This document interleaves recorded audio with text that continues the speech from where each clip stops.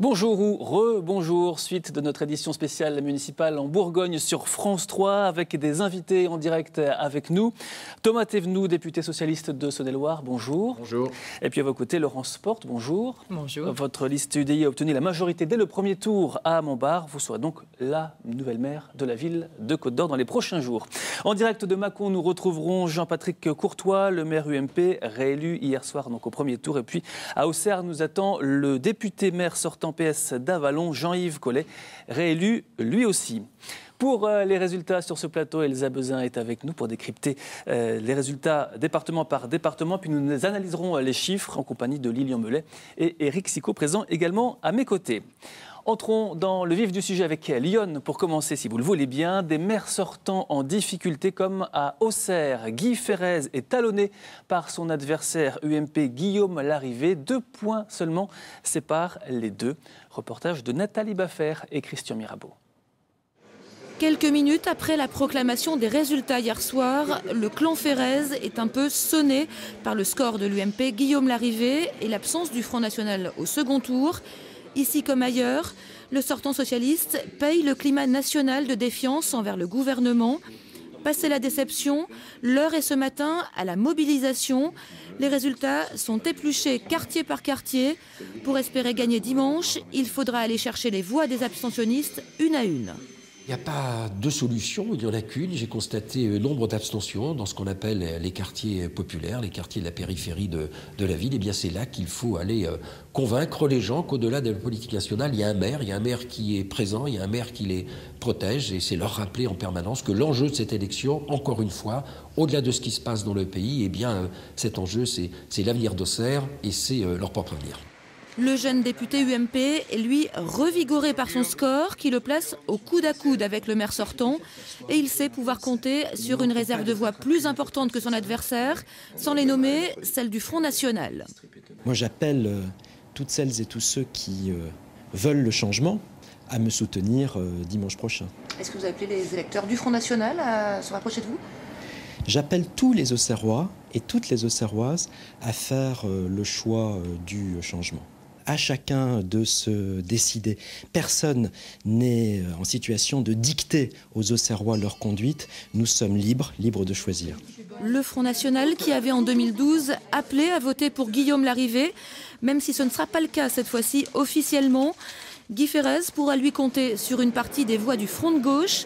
Un appel à soutenir le candidat socialiste pourrait être lancé dès cet après-midi. Résultat à Auxerre que vous voyez donc en chiffres et à retrouver sur notre site bourgogne.france3.fr. Nous restons dans Lyon avec d'autres résultats en votre compagnie. Elsa Bezin, bonjour. Bonjour Arnaud, bonjour à tous. Oui, avec une grande autre ville de Lyon, Sens, où c'est un trio qui s'est qualifié pour le deuxième tour, triangulaire entre l'UMP Marie-Louise Faure, ancienne maire de la ville, qui recueille 44% des voix, Édouard Ferrand, Front National 15,8% et Francine Vexten, sans étiquette 14,7%. 2 quadrangulaires pour le second tour dans Lyon. La première à Tonnerre, situation inédite dans cette commune de 5500 habitants. Les 4 candidats en lice au premier tour se qualifient tous pour le second avec des scores compris entre 15 et 30%. La seconde à Joigny où Claude Dacier pour le FN réalise plus de 12%. Il pourrait donc être dans une quadrangulaire avec Isabelle Bourassin d'hiver droite et c'est 11,5% et François Jacquet d'hiver droite qui a recueilli 30%. C'est le maire sortant d'hiver gauche Bernard Morenne qui est en tête avec 45,7%. Enfin, un gros plan sur les maires élus dès le premier tour dans le département. À Saint-Florentin, Yves Delot est réélu. Le maire sortant UMP obtient près de 62% des voix face à son adversaire socialiste. À Migène, l'UMP François Boucher prend la mairie au communiste François Méroun. Et enfin, à Avallon, Jean-Yves Collet, député socialiste, conserve son siège avec 51,2% des voix. Merci Elsa. Justement, tournons-nous vers Lyon et Auxerre où nous attend Jean-Yves Collet en direct de nos bureaux d'Auxerre. Jean-Yves Collet, bonjour. Élection au premier tour pour vous. Vous êtes plutôt à contre-courant par rapport à ce qui s'est passé au niveau national. Un député socialiste réélu au premier tour dans sa ville. Écoutez, c'est un résultat collectif tout à fait satisfaisant, avec une participation qui n'a que très peu fléchi et un score du Front National qui n'a pas évolué depuis la dernière consultation législative. Donc c'est un succès. Maintenant, à contre-courant, je pense qu'il faut se méfier des parallèles entre le national et le local. Il est un peu facile de dire que quand on gagne sur ses mérites, et que quand on a des difficultés, c'est à cause du contexte national. Moi, je suis très heureux de cette victoire à Avallon. Je constate que à Auxerre, à Tonnerre, à Joigny, le candidat de gauche est en tête et doit bénéficier d'une bonne dynamique de deuxième tour. Donc nous sommes dans une élection locale importante. Et si j'avais un souhait à formuler, ce serait que la politique nationale se construise à partir de ses engagements à gauche, localement construits au plus près de la population, plutôt que de devoir commenter sur le terrain ce que disent et redisent en permanence les 40 personnes qui occupent les plateaux de télévision des 20 heures nationaux. Question d'Éric Sicot. Justement, à quoi vous attribuez votre résistance finalement à Avallon, puisque vous êtes quand même l'un des rares maires de gauche réélus dès ce premier tour et franchement étiqueté PS? Oui, écoutez, en plus, on ne peut pas dire que j'ai eu l'habitude des combats faciles dans ce département. Hein. Ça fait quand même quelques années où j'ai mené des combats avec des défaites et aussi des victoires. Donc, qu'est-ce que vous voulez? Le commentaire que je peux faire, c'est le travail, l'équipe, le collectif, la mobilisation, le renouvellement de la liste et la crédibilité d'un projet. On ne s'est pas reposé sur un bilan. On a simplement expliqué que ce qu'on avait fait nous permettait d'envisager l'avenir. Et puis on a convaincu comme si c'était la première fois. C'est toujours comme si c'était la première fois. D'ailleurs, c'est toujours la première fois. Lilian Mollet. Jean-Yves Collet, certes, vous êtes réélu au premier tour, mais si on regarde les chiffres, vous perdez, je crois, à peu près 500 voix par rapport à 2008. Alors, est-ce que ça, vous l'avez senti concrètement dans le contact avec les gens, dans les tractages, sur les marchés, ce que beaucoup d'autres candidats socialistes ont dit? Enfin, d'ailleurs, pas tout à fait, parce que beaucoup de gens étaient étonnés de perdre autant de voix, alors que finalement, ils ne se sentaient pas rejetés dans la vie publique.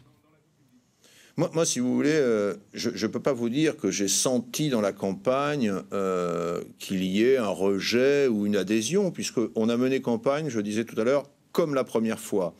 Maintenant, la nouveauté de la campagne et l'incertitude qu'il y avait, c'était le Front National va-t-il attirer beaucoup de votants? Va-t-il être un exutoire de vote sanction? Eh bien, la réponse, si vous voulez, elle est assez claire. Non, ça n'a pas entraîner un nombre d'électeurs important à sanctionner une équipe ou à refuser plus exactement son projet. Donc, moi, il y a un très léger recul, c'est vrai, mais l'écart avec la droite classique augmente et le Front National fait le même score qu'aux législatives. Donc, si nous avions eu un deuxième tour, je pense qu'on aurait retrouvé des équilibres de la même façon, mais ne me faites pas dire ce que je n'ai pas dit, je ne demande pas deuxième tour, je suis très heureux d'avoir gagné au premier tour avec toute mon équipe. Et je remercie les électeurs et les électrices de leur confiance. Merci Jean-Yves Collet en direct d'Auxerre de France 3 Bourgogne, donc réélu à Avallon hier soir au premier tour. Et autre grande ville de Lyon où la gauche a souffert, Sens. Le maire sortant Michel Fourré ainsi que le candidat PSPC Pascal Simon ont fait moins de 10%, seront donc absents du deuxième tour. L'UMP Marie-Louise Faure est arrivée largement en tête, vous le voyez, avec 44% des voix, soit près de 30 points d'avance par rapport au second, le candidat FN Édouard Ferrand. Retour réussi de Marie-Louise Faure qui avait été maire de 2001 à 2008. Sylvain Bouillot et Jean-François Guillemard. À partir de 19h, les premiers résultats arrivent dans les QG de campagne. Pour la liste PS-PC de Pascal Simon, c'est un peu la soupe à la grimace. Voilà. Un premier résultat qui ne nous est pas favorable, pas encore. Non loin de là, à la permanence du FN, candidats et militants ont eux le sourire. 20h15, les résultats définitifs sont proclamés par Michel Fourré, le maire sortant et bon dernier de la soirée avec 7,3% des voix. Monsieur Ferrand, 1280 voix, soit 15,81%. La liste Front National d'Édouard Ferrand crée la surprise et arrive en deuxième position. Plus 40% par rapport aux dernières élections municipales.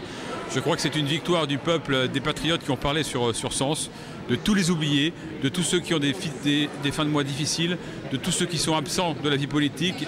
Mais la grande gagnante de la soirée, c'est la députée UMP Marie-Louise Faure, loin devant avec 44% des voix.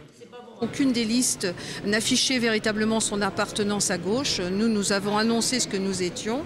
Je crois d'ailleurs que ça a payé et j'espère que ça va encore un peu plus payer parce qu'entre les deux tours, il n'y aura pas d'arrangement. Francine Wixten est-elle troisième avec 14% des voix? L'ancienne adjointe de Daniel Paris devra rassembler à gauche comme au centre. Laissez-moi me réunir avec l'ensemble de mon équipe. Nous avons travaillé sur ce projet ensemble. C'est ensemble que nous allons voir quelle est la stratégie pour la semaine qui arrive et comment nous allons mobiliser tous ces Sénonais, ces 50% presque de Sénonais qui ne sont pas allés voter aujourd'hui. Endiguer l'abstention, c'est le cheval de bataille des 3 candidats qualifiés pour le second tour. Hier, seuls 51% des Sénonais se sont rendus dans les bureaux de vote. Un mot, Lilian, sur cette situation à Sens. Ah oui, Sens, c'est quand même très particulier. Il faut bien comprendre que c'est une ville que la gauche avait prise en 2008 à la droite. Et là, on se retrouve avec un deuxième tour dans lequel Marie-Louise Faure arrive largement en tête. Elle n'est pas très loin de l'emporter. Avec en deuxième position le Front National. Et avec une majorité de gauche qui a explosé en vol pendant son mandat. Donc on a un double phénomène. C'est-à-dire, localement, des électeurs qui manifestement ont sanctionné l'équipe municipale en place pendant ce mandat, accentué par la vague nationale. Donc on se retrouve vraiment dans une situation très particulière. Et Jean-Yves Collès, ça nous donne envie de vous demander, si vous nous suivez, votre avis sur la situation de Sens, qui est très particulière, dans laquelle Parti socialiste et Parti radical de gauche se sont opposés pendant ce mandat.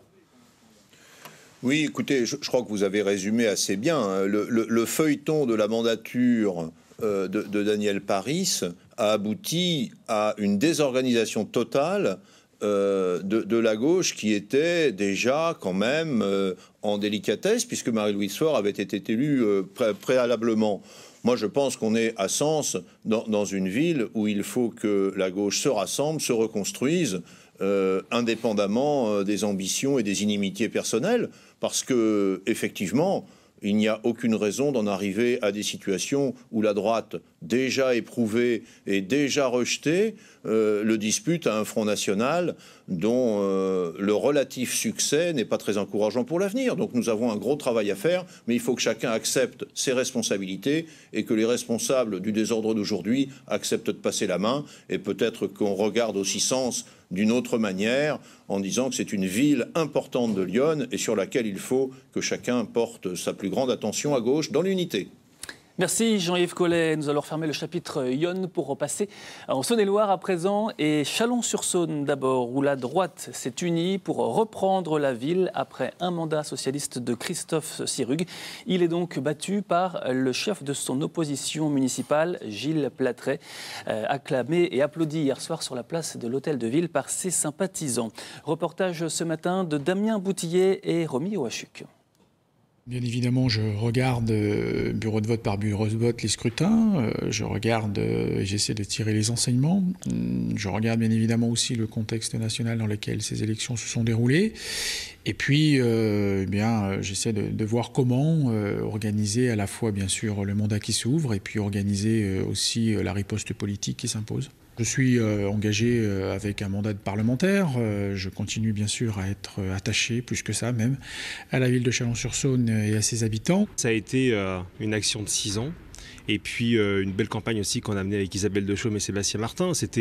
L'idée c'était vraiment de jouer collectif, on l'a fait. Et les Chalonnais, visiblement, nous ont récompensé de cette union et surtout du projet qu'elle portait.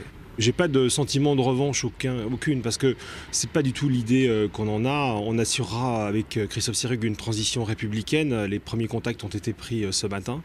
Et l'idée, c'est pas d'assurer la victoire d'un camp contre l'autre, c'est simplement d'assurer un meilleur avenir pour cette ville. La situation donc à Chalon-sur-Saône. Thomas Thévenoud, vous êtes député de Saône-et-Loire, député socialiste. Vous avez eu l'occasion de discuter de cette défaite avec Christophe Sirugue? Je n'ai pas encore eu Christophe Sirugue au téléphone, mais c'est vrai que le coup est rude et moi je veux lui transmettre évidemment mon soutien et mes amitiés. La situation nationale a forcément joué dans cette élection, puisque Christophe est parlementaire, il l'a dit à l'instant. Et donc, la situation nationale est et la démobilisation des quartiers populaires. Moi, je pense que c'est une des leçons que nous devons retenir, la démobilisation des quartiers. Est-ce qu'on ne peut pas aussi expliquer cette défaite par l'absence de Christophe Sirugue, qui est aussi vice-président de l'Assemblée nationale, qui était beaucoup à Paris? Est-ce que du coup, ça ne milite pas justement en faveur du non-cumul des mandats que vous défendez par ailleurs? Je ne sais pas si on peut dire que Christophe Sirugue était absent de sa ville, je ne crois pas. C'était un maire, comme ça un maire et un président d'agglomération qui était actif et qui a fait des choses à Châlons. D'ailleurs, qui n'ont pas été reconnus. Ça, c'est un autre sujet, mais en tout cas, on ne peut pas dire qu'il n'a pas travaillé et changé Châlons. Peut-être qu'un certain nombre de travaux, de chantiers qu'il a conduits n'ont pas rencontré l'adhésion. C'est un autre problème. Moi, je ne suis pas chalonnais, je ne peux pas juger de ça. Mais en tout cas, je ne crois pas qu'on puisse dire de Christophe Sirugue qu'il a été absent. Il a été un maire actif qui a changé Châlons. Et par ailleurs, c'est un parlementaire également très actif. Moi, je le constate chaque semaine.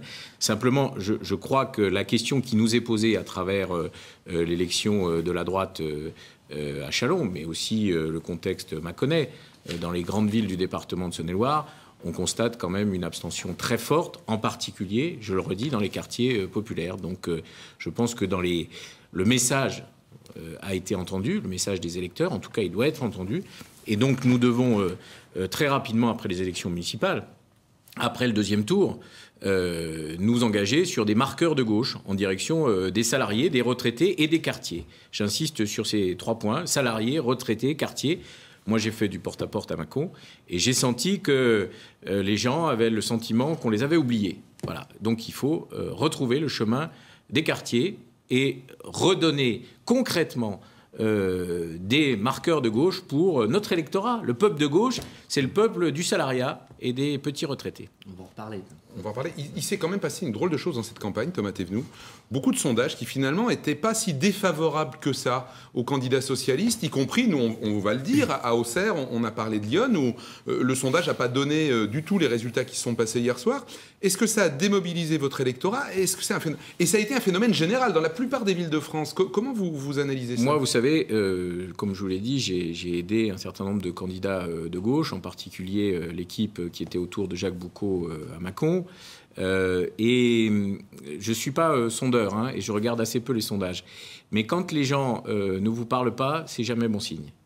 Et dans le porte-à-porte, c'est ce qui m'a frappé. Les gens ne disaient pas grand-chose. D'ailleurs, les commentateurs ont dit il n'y a pas de campagne municipale. Cette phrase est revenue plusieurs fois. Et moi, dans le porte-à-porte, j'ai senti ça. Et quand les gens ne vous parlent pas, c'est qu'ils préparent un autre message et qui vont utiliser le bulletin pour s'exprimer. Et ils l'ont fait. Donc, à nous d'entendre le message. Et ce message, il doit être compris. Il y a des résonances locales, évidemment, parce qu'il y a des contextes locaux. Et on voit bien le travail. Je salue la réélection de mon collègue député Jean-Yves Collet, le travail qu'il a mené avec son équipe, mais aussi le rassemblement. Moi, j'appelle les forces de gauche, les forces de progrès à se rassembler. Les élections municipales ne sont pas terminées. Nous sommes au lendemain du premier tour. Le premier tour a été mauvais pour la gauche, il faut le reconnaître, il faudra entendre ce message et en tirer les conclusions. Mais dans l'intervalle, il reste encore 6 jours, et dans ces 6 jours, j'appelle au rassemblement des forces de gauche et des forces de progrès, en particulier en Saône-et-Loire, parce qu'il y a des villes où on peut gagner, en tout cas, on peut ne pas perdre si on sait se rassembler. C'est la leçon d'Avalon, le rassemblement, puisque la liste menée par Jean-Yves Collet était une liste d'union de la gauche. L'union de la gauche, pour moi, ça veut encore dire quelque chose. On détaillera peut-être ensuite tout à fait. Sur la Saône-et-Loire. La Saône-et-Loire, on file peut-être tout de suite à Mâcon. On va partir pour la préfecture de Saône-et-Loire. Retrouver Jean-Patrick Courtois, réélu hier soir au premier tour avec près de 66% des voix. Bonjour Jean-Patrick Courtois, merci d'être en direct avec nous sur France 3 Bourgogne. Réélection au premier tour, comme en 2008 et en 2001. Pour vous, c'était finalement une victoire assez facile ? Non, il ne s'agit pas de ça. Je crois que le scrutin d'hier a une double signification. D'une part, il a accepté, les Mâconnaises et les Mâconnais ont reconnu le travail que nous avons fait de 2001 à 2014. Et deuxièmement, ce qui pour moi était le plus important, c'est qu'ils ont validé le contrat moral que je passais avec eux et que je leur ai envoyé dans toutes les boîtes aux lettres de la ville de Mâcon sur le projet que je conduirai entre 2014 et 2020 s'ils me faisaient confiance. Et je crois que la signification de ces élections a été très claire. C'est valider ce que j'ai fait et valider le nouveau programme que l'on leur propose, qui tient compte d'ailleurs de leurs propres priorités. Et puis le deuxième grand message, je crois, c'est une désillusion de ceux qui ont voté pour le Parti socialiste il y a quelques années, qui s'estiment trahis et qui n'ont pas voulu aller voter parce qu'ils considèrent que ces élections-là ne leur permettaient pas d'apporter une réponse négative au gouvernement. Mais par leur abstention, c'est quand même le fait.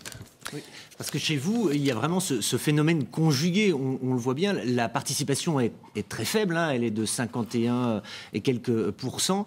Donc vous avez aussi bénéficié du fait que les militants ou les sympathisants socialistes ne sont pas allés voter. Et en plus, vous avez été porté par cet élan national. Non, parce qu'on considère d'entrée que tous ceux qui se sont abstenus voteraient socialiste. Moi, j'en suis pas du tout persuadé. Je crois qu'il y a des gens à Mâcon qui considéraient aussi que... Moins de 3 000 voix en moins pour le Parti socialiste. Oui, mais moi j'ai fait des voix en plus. Et sur les 3 000 voix en moins, la répartition ne dit pas qu'elle voterait systématiquement socialiste. Moi je crois qu'aujourd'hui il y a un rejet de la politique nationale et que les gens ont voulu le montrer par l'abstention en disant si on vote au municipal c'est pour un projet local, on l'a fait et en même temps on veut rejeter la politique nationale. Et je crois qu'aujourd'hui François Hollande et Jean-Marc Ayrault doivent en tirer les conclusions de voir qu'ils ont un rejet massif qui est confirmé d'ailleurs par les sondages de popularité tant du président de la République que du Premier ministre aujourd'hui en France. Quelle conclusion ? Pardon ? Quelles conclusions doivent-ils en tirer ? Il faut qu'ils changent de politique. Et moi, vous savez, je suis très très inquiet de voir que la France risque d'être mise sous tutelle de l'Europe dans les semaines qui viennent. On n'en a pas parlé dans la campagne électorale, mais ça peut avoir des conséquences dramatiques sur le pouvoir d'achat des Françaises et des Français. Lorsque vous avez un gouvernement qui a réussi pratiquement à créer des taxes toutes les semaines, qui a fait qu'il a complètement amorti le pouvoir d'achat des Françaises et des Français, qu'il a mis des taxes sur le milieu industriel, commercial et artisanal, eh bien, on a une crise économique sans précédent. Vous le voyez dans les chiffres du chômage, et je crois que les Français ont rejeté cette politique. Et il faudra que le gouvernement en tienne compte dans les semaines qui viennent. Une dernière question peut-être personnelle. Vous serez évidemment candidat au sénatorial ? Je l'ai annoncé hier soir parce que je considère que pour la ville de Mâcon, c'était une bonne chose, que je suis vice-président aujourd'hui du Sénat, que je fais mon métier de sénateur à Paris, que je fais mon métier de maire à Mâcon, que j'aide mes collègues maires dans les tâches qui sont les leurs aujourd'hui, en améliorant la loi, en me battant par exemple contre le découpage qui est en train de se faire des collectivités territoriales dans le nouveau conseiller départemental, qu'il faut savoir se battre sur les nouvelles propositions du ministre qui considère qu'il faut réduire encore les crédits de l'État aux collectivités locales, ce qui va encore accentuer la crise économique, ce qui va encore accentuer la crise sociale. Et c'est de mon rôle que de me battre au niveau national pour essayer de faire entendre la voix réelle des collectivités locales de Saône-et-Loire. Il y a Thomas Thévenoud qui veut vous répondre sur ce sujet. Alors, allons-y. Non, mais je ne vais pas entamer un débat avec Jean-Patrick Courtois, d'autant qu'on a l'habitude de dialoguer en direct et dans les yeux, donc par écran interposé, ça, c'est moins pratique. D'abord, je le félicite de son élection. Et j'espère que nous pourrons travailler ensemble à ce qui me semble être le futur de l'agglomération, c'est-à-dire le Grand Mâcon. Il y a le Grand Dijon, il y a le Grand Châlons. Il va falloir bâtir cette grande agglomération de demain et je suis sûr que dans une ambiance républicaine, nous pourrons travailler ensemble. Sur la tutelle de Bruxelles, excusez-moi, je pense que la France n'a pas à s'aligner sur la politique de la Commission européenne aujourd'hui. Il faut que la Commission européenne change de politique et que Bruxelles change.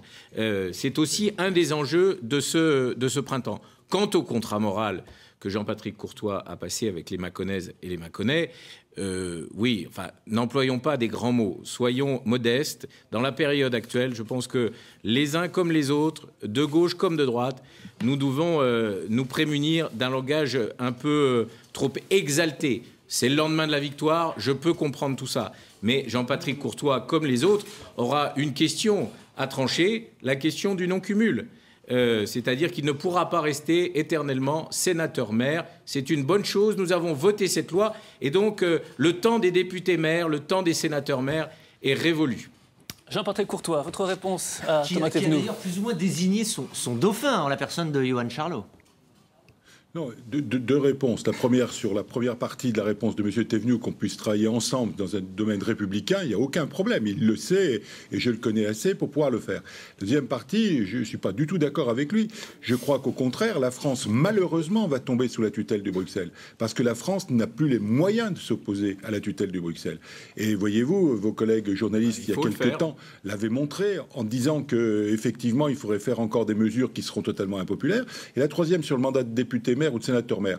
laissons faire les choses. Je reprendrai l'expression d'Alain Juppé à Bordeaux. C'est une loi qui ne s'appliquera qu'en 2017. Je voudrais bien expliquer quand même que avant l'application de cette loi, il y aura des élections présidentielles, il y aura des élections législatives et il y aura des élections sénatoriales pour la moitié du Sénat. Donc laissons faire les choses en 2017, on verra. Pour le moment, passons les 2 mois ou 3 mois qui sont pour moi des mois d'inquiétude pour la France parce que j'ai peur que financièrement, Bruxelles nous oblige à faire des coupes budgétaires considérables et par là même le gouvernement ne sachant plus que faire, coupe les finances des collectivités locales. C'est pas moi qui le dis, c'est M. Christian Pierret, qui est maire de Saint-Dié, ancien ministre socialiste de l'économie, président de la Fédération des villes moyennes, où lequel je fais partie, bien évidemment, en tant que maire de Mâcon, qui a envoyé un message terrible au nom du gouvernement en disant vous accumulez les erreurs, vous allez couper les finances des collectivités locales, vous allez augmenter le chômage et vous créerez des problèmes sociaux. C'est pas moi qui le dis, c'est une simple constatation d'une déclaration de M. Pierret. Jean-Patrick Courtois, vous êtes dans l'avenir là déjà, on va revenir au présent, ce premier tour des élections municipales à Mâcon, donc le film de ce premier tour avec Stéphanie Despierres et Isabelle Rivière. 20h10 à la mairie de Mâcon, le verdict vient de tomber. Jean-Patrick Courtois, le maire sortant, savoure son triomphe.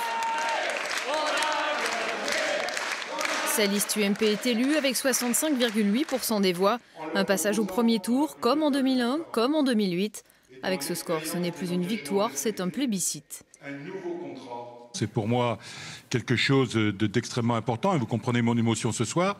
Mais je crois que lorsque l'on propose des choses aux gens, que l'on est concret, que l'on passe un contrat moral avec eux, que l'on est respectueux de leur vote, eh bien que les gens adhèrent à votre projet. Au résultat définitif, le Front de gauche obtient 7,5% des suffrages, le Front national 7%. Avec 19,6% des voix, le PS est deuxième, très loin derrière l'UMP. La tête de liste socialiste se dit victime du contexte national, pas du bon bilan du sortant. C'est le contexte national, parce qu'on le voit bien sur les bureaux de vote, on le voit bien dans la ville de Mâcon, que la gauche ne s'est pas mobilisée pour cette campagne. Nous allons nous battre maintenant au sein de l'opposition pour défendre les valeurs qui ont animé toute notre campagne. Au local de campagne de Jean-Patrick Courtois, les sympathisants, les colistiers sont heureux. Une joie tout en retenue, même eux sont un peu sonnés par l'ampleur de la victoire. On s'attendait à un très bon score puisqu'on a fait beaucoup de porte-à-porte, on avait partout un très très bon accueil. Donc là, c'est quand même un score excellent. Hein. Mais on s'attendait à un bon score, peut-être pas aussi bon. Voilà, il est mérité. Jean-Patrick Courtois va donc entamer un 3e mandat à la tête de Mâcon. À ses côtés, Johan Charlot, futur premier adjoint et peut-être futur maire, car hier soir, Jean-Patrick Courtois a confirmé sa candidature au sénatorial. À Mâcon, d'autres résultats avec vous, Elsa Bezin, pour la Saône-et-Loire. Oui, et cette surprise à Montceau-les-Mines, le socialiste Didier Mathus avait gagné dès le premier tour en 2008 devant l'UMP Marie-Claude Jarraud. Cette fois, c'est elle qui le devance. À Bourbon-Lancy, le socialiste Jean-Paul Drapier, lui aussi en difficulté. Il est devancé par son ancienne adjointe, la divers gauche, Edith Guignot. Malmené également à Cluny, Rémi Delpeuch, l'ex-directeur de l'ENSAM, qui avait fait basculer la mairie à gauche en 2008. Et derrière l'UMP, Henri Bognaud. À Autun, le maire sortant Rémi Reberotte arrive en tête devant l'UMP Rémi Chantegros. Au Creusot, cela faisait 19 ans qu'il était élu au premier tour et cette fois il va devoir attendre. Le socialiste André Billardon est en ballottage favorable. Enfin, dernier résultat, celui de Charnay-les-Mâcon, l'ancienne ville de Gérard Voisin. 4 candidats sont qualifiés pour le 2e tour et 25 voix seulement séparent l'UMP Frédéric Breuil du sans-étiquette Jean-Louis Andrès. Avant de faire un tour par la Bresse avec Louan, question Éric Kessiko à Thomas Thévenoud. Oui, Thomas Thévenoud, tout à l'heure vous avez parlé de l'union de la gauche nécessaire. On le voit bien dans certaines villes de Saône-et-Loire, la situation est très tendue. Et s'il n'y a pas accord entre certains candidats, c'est le cas à Louan, c'est le cas à Cluny, c'est le cas, etc. etc. Où en êtes-vous des discussions aujourd'hui? Est-ce que vous avez des informations à nous donner? Est-ce qu'il y a des candidats qui vont fusionner? Mais en tout cas, moi je travaille au rassemblement des forces de gauche et de progrès. Je travaille à ce rassemblement à Cluny, entre la liste de Jean-Luc Delpeuch et de Paul Galland, parce que, j'insiste, à Cluny, la gauche est majoritaire. Donc on ne va pas donner les clés à M. Bognaud. Et il y aura entente? Mais il faut qu'il y ait entente. Ça n'est pas encore fait. C'est pas encore fait, ça je vous le confirme. Mais moi j'insiste auprès des deux têtes de liste et des listes tout entières. C'est la même chose à Charnay-les-Mâcon, parce que je pense qu'entre Christian Amonique et Jean-Louis Andrès, là aussi il peut y avoir entente, là aussi il peut y avoir convergence sur les projets, sur la vision, sur le Grand Mâcon, sur l'agglomération. Et j'insiste pour terminer sur une ville que je connais bien, qui est chère à mon cœur, Mont-Solémine, où la gauche, là aussi, peut l'emporter si elle se rassemble, et elle va l'emporter, parce qu'il y aura mobilisation. Il y a beaucoup trop d'abstentionnistes au premier tour à Monceau. Si on va chercher dans les cages d'escalier, un par un, les abstentionnistes, et je suis sûr que Didier Mathieu se fera... Qu'est-ce que vous allez leur dire pour les convaincre? Eh bien, on va leur dire que, d'abord, que le message a été entendu, et qu'on va changer les choses, et qu'on va rééquilibrer la politique en faveur des salariés, en faveur des retraités, en faveur des quartiers. Oui, il faut changer des choses dans la politique que nous menons. Et moi, en tant que député, je peux vous dire que dès à présent, j'ai fait passer un certain nombre de messages. Je les ai fait passer avant dimanche, mais je crois que le coup de semonce de ce dimanche va nous permettre de rééquilibrer la politique. Mais un maire, c'est des choses très concrètes. À Cluny, Jean-Luc Delpech a changé la ville. Il a rénové cette ville. Il a travaillé sur le quotidien, sur les charges, sur le logement, sur l'économie. Eh bien, voilà à quoi sert un maire de gauche avec une liste de gauche. Union de la gauche, c'est un beau mot. Moi, j'appelle au rassemblement. Louan, à présent, le candidat de droite, Frédéric Boucher, est arrivé en tête avec près de 37% des voix, devant Marie-Françoise Muller d'Hiver Gauche et Monique Bonin, l'actuelle maire de la ville, qui sont au coude à coude, d'où une possible triangulaire au deuxième tour. Reportage de Michel Gillot et Christophe Gaillard. On se demandait si l'absorption de Châteaurenaud par Louan aurait un impact sur l'élection. Si oui, il devait bénéficier à Marie-Françoise Muller, qui avait attaqué cette décision devant la justice. Eh bien, il ne semble pas que cet épisode ait beaucoup pesé. Madame Muller arrive seconde du scrutin avec moins de voix qu'en 2008, légèrement devant la grande perdante du jour, l'actuelle maire, Monique Bonin. Nos concitoyens étaient très confiants. Ils nous ont dit qu'une équipe sortante devait gagner. Et je pense que certains ont attendu le deuxième tour pour se mobiliser. Grand vainqueur de ce scrutin, un novice en politique, Frédéric Boucher, d'Hiver Droite, est très actif dans les milieux économiques et associatifs louannais. Ça donne une nouvelle dynamique à la ville de Louan-Châteaurenaud. Voilà, c'est frais, je suis très heureux de ce résultat et puis il nous reste à confirmer la semaine prochaine. Fred Boucher a fait un bon score, il a fait une bonne campagne aussi, donc il faut reconnaître ça. Et puis l'équipe sortante, c'est quand même un signe aussi de mécontentement, je pense, qui s'exprime là. Les trois premiers de ce premier tour peuvent se maintenir au second. S'achemine-t-on vers une triangulaire? Aucun doute pour Monique Bonin, pas sûr pour Marie-Françoise Muller. Il faut que je consulte mon équipe parce que c'est ce que nous allons faire là tout de suite. Et puis on va étudier tout ça et se mettre au travail. Il y aura certainement une triangulaire au deuxième tour, mais je ne peux pas me prononcer pour les autres candidats, les autres têtes de liste. Le quatrième candidat était Sébastien Allouin du Front National. Il n'a fait que 6% des voix. Quasiment 13h30 dans cette spéciale municipale sur France 3 Bourgogne. Après Lyon et la Saône-et-Loire, passons à la Côte d'Or avec Dijon pour commencer. Les résultats au premier tour avec le maire sortant François Rebsamen qui arrive en tête, mais qui est donc contraint à aller à nouveau face aux électeurs au deuxième tour dimanche prochain. Je vous propose d'écouter les réactions justement de François Rebsamen, mais également du candidat du Front National Édouard Cavin. Et pour commencer, Alain Houpert, le candidat UMP-UDI. À Dijon, on fait un bon résultat. J'avais mis la barre un peu haut. Je pensais qu'on pourrait arriver à passer au premier tour. La liste de tous ceux que je conduis avec le soutien très large. On fait un excellent résultat au premier tour, mais le compte n'y est pas. C'est une victoire.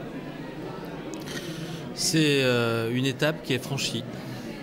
Celle que refusait M. Rebsamen. Ce maire omniscient, omnipotent, qui considérait ses adversaires comme des gens pas capables de le faire chuter. C'est une belle surprise. Nous nous maintenons et nous nous maintiendrons quoi qu'il arrive. C'est effectivement une belle surprise et je crois que c'est une victoire de la démocratie. Les Dijonnais se sont exprimés aujourd'hui sans complexe et je crois que c'est une très belle chose qu'ils ont accomplie. Alain Houpert, François Rebsamen et Édouard Cavin pour la situation donc à Dijon. Dijon, des réactions sur les réseaux sociaux. Depuis la rédaction Internet de France 3 Bourgogne, Théo Soumand avec donc des tweets sur la situation dijonnaise. Oui Arnaud, la campagne du deuxième tour n'a pas tardé à débuter. Dès 7h30 ce matin, vous allez le voir, Alain Houpert a posté cette photo en direct des studios de la radio France Bleu. Et vous le lisez ce matin, 7h30, France Bleu avec un E. Donc voilà, Alain Houpert a sans doute fait allusion à la vague. Il l'a reconnu d'ailleurs juste après. France Bleu sans E, oui, bien entendu, la France est bleue et je me le suis laissé emporter. Un peu plus tard, eh bien, la campagne s'est poursuivie. Mais cette fois, c'est François Rebsamen qui a tenu sa première réunion. Et vous allez le voir, Charles Rosoy, le nageur qui figure sur sa liste, a posté une photo panoramique de la salle de cette réunion pour nous faire vivre un petit peu cette première participation de cette campagne au second tour.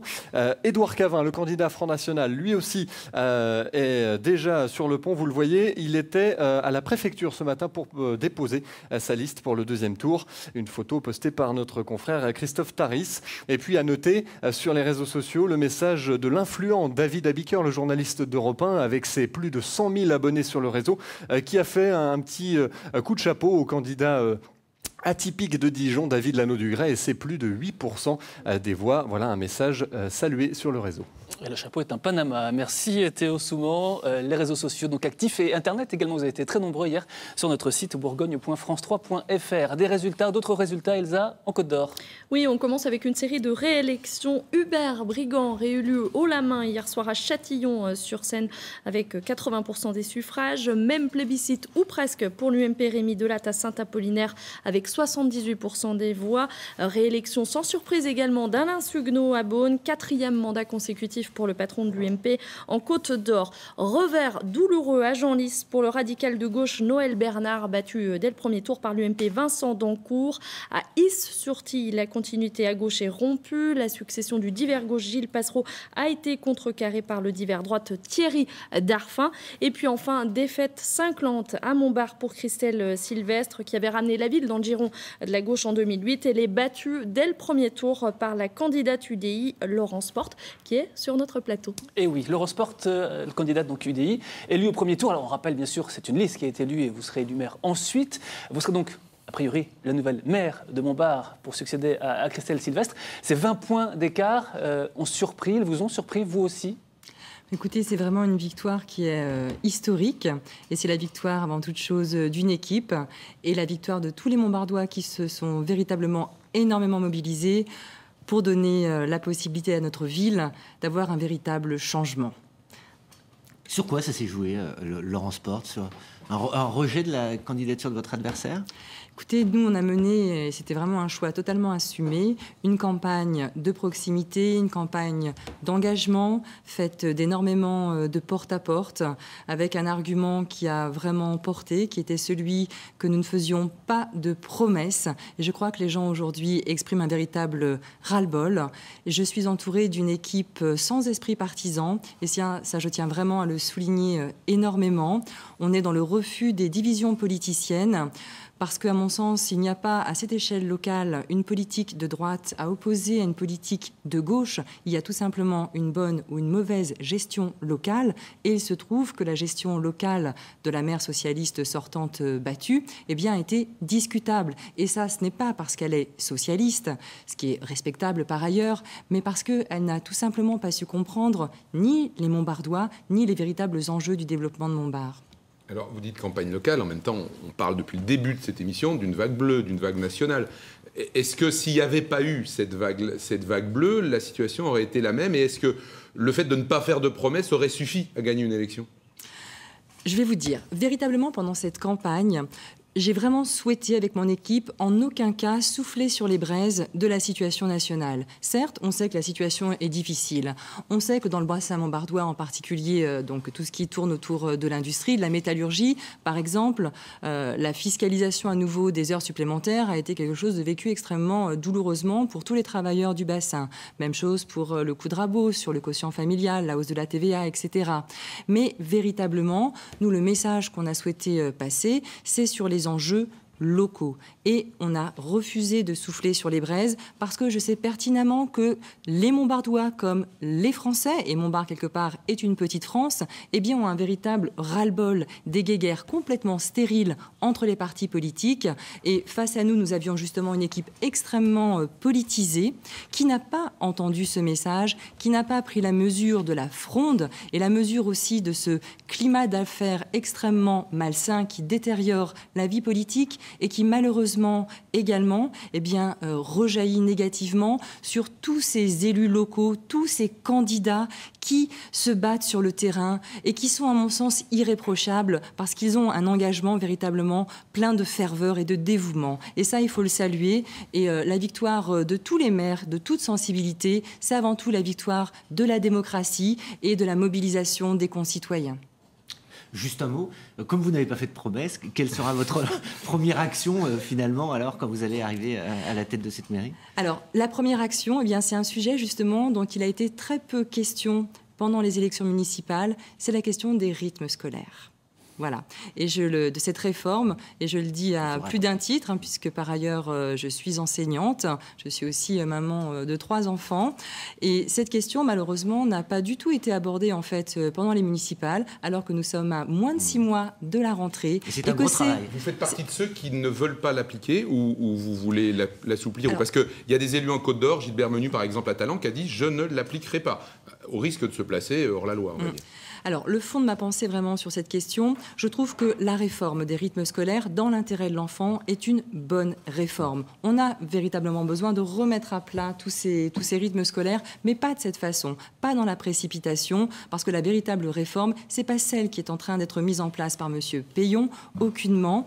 La véritable réforme, c'est uniquement l'intérêt de l'enfant, ce qui n'est plus le cas aujourd'hui. Et je me rends compte qu'à Montbard, comme dans beaucoup d'autres communes, j'imagine aussi, on est en train de s'acheminer sur ce qui est la moins pire des solutions. Et ça, je trouve ça terrible, la moins pire des solutions pour nos enfants. Donc oui, c'est un sujet qui va être très rapidement remis sur la table. Mais vous l'appliquerez à la date prévue ou pas?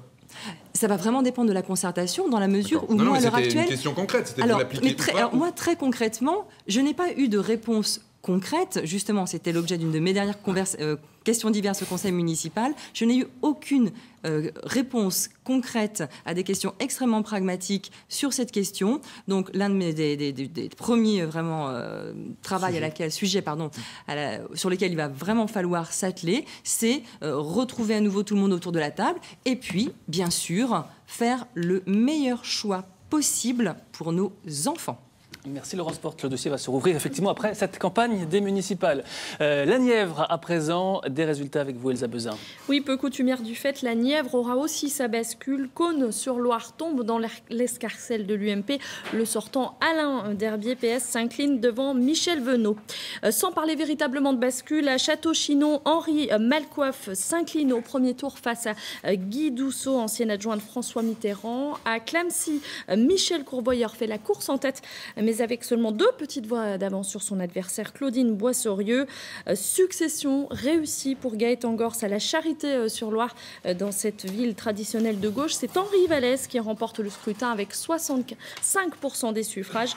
Enfin, dans la Nièvre, évidemment, tous les regards se portent sur Nevers, bastion socialiste autrefois dirigé par Pierre Bérégovoy. 5 candidats sont en mesure de se maintenir au 2e tour. Et pour sa première participation à une élection sous son nom, Florent Saint-Fargarneau arrive en tête avec 35% des suffrages. Merci Elsa. Sur la Nièvre. Une petite remarque, Elsa a parlé de Cosne-sur-Loire. Si on voulait un symbole de ce qui s'est passé dans ce premier tour, Cosne-sur-Loire en est un. C'est une ville qui bascule à droite en général lorsqu'il y a, on va dire, des débâcles pour la gauche. Cosne-sur-Loire avait été pris à la gauche lors de la grande vague de 1989 précédemment.